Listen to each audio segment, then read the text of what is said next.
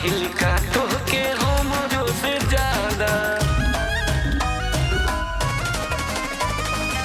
फिल्मी तरीका से प्यार वो करेले, जवन कहेला स्वीकार करेले। तोहरा पे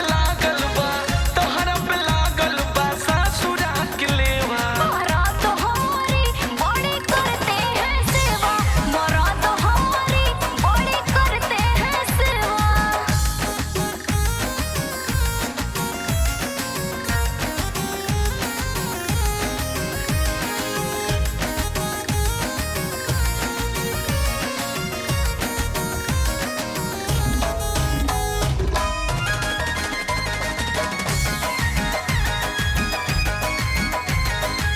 लगता है हमको कि तुम्हारे सजनावा रखते हैं हमरा से बेसी धनवा। कहे गुड मॉर्निंग चुमा लेके माथे, हरदम हेलफ करत रहे साथे।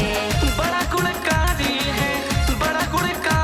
है देवार देवा। मराद हमारी बड़ी करते हैं सेवा, मराद हमारी बड़ी करते हैं सेवा।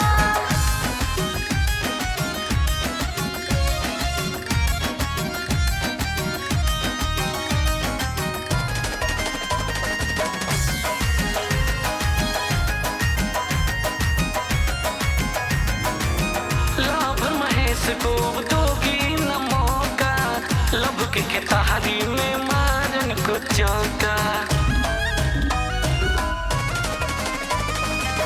भाग से मिलल मरा देत न चोखा, अपना विजय जी को